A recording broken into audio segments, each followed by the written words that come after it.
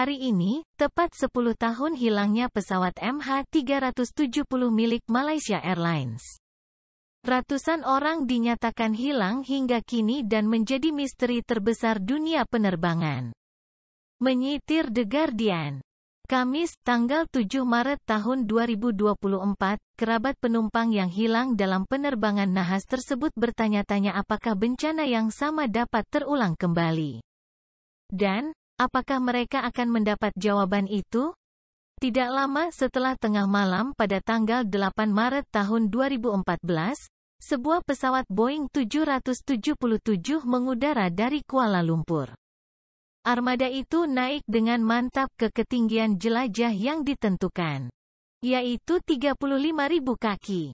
Setelah diinstruksikan untuk mengalihkan frekuensi ke kontrol lalu lintas udara Vietnam, pilot menjawab dengan cara yang sopan namun metodis yang biasa dilakukan dalam panggilan radio, "Selamat malam, Malaysia 370."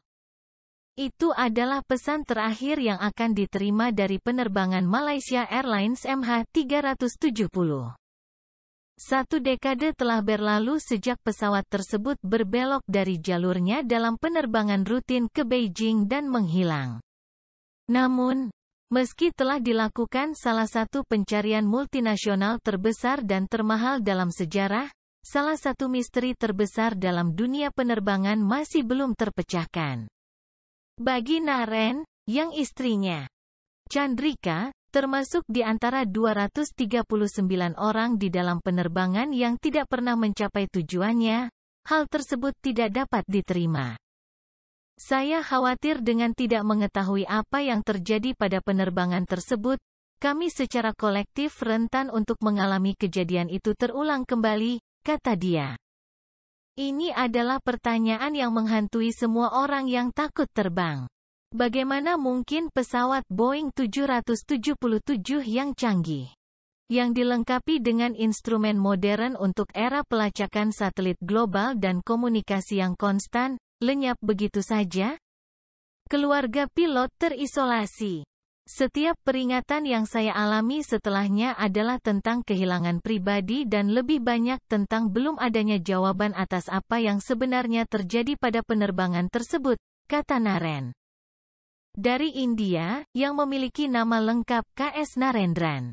Mengetahui di mana penerbangan itu berakhir dan apa yang membawa ke tempat peristirahatannya, dalam bentuk apapun, tetaplah penting. Ini adalah pertanyaan yang sesekali saya pikirkan kembali dengan perasaan gelisah, bahkan frustrasi. Saya mungkin tidak akan pernah tahu seumur hidup saya, imbuh dia.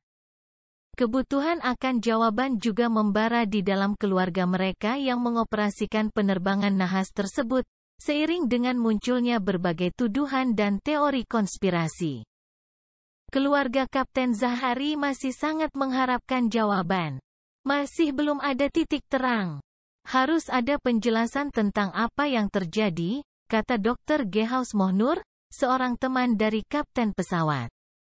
Zahari Ahmad Shah, istri dan anak-anaknya objektif, tetapi tanda tanya besar tetap ada. Semua orang butuh kepastian. Saya berdoa siang dan malam agar pesawat ini ditemukan. Kami akan mendukung setiap usaha dan upaya baru yang sedang dilakukan, imbuh dia.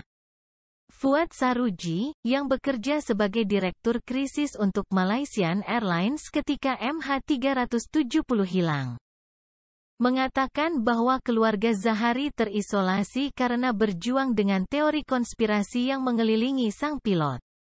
Bagi mereka ini cukup sulit. Mereka telah menutup diri dari media karena tidak dapat menerima tuduhan tersebut. Mereka mencoba yang terbaik untuk melanjutkan hidup, tegas dia. Area pencarian sangat luas pada hari-hari setelah penerbangan menghilang, hanya ada sedikit informasi yang tersedia. Sehingga, area pencarian dilebarkan. Membentang dari Kazakhstan di Asia Tengah hingga Antartika.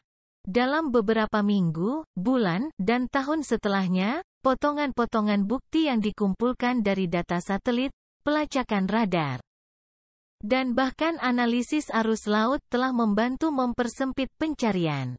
Namun, semua itu juga memunculkan teori-teori yang sangat berbeda.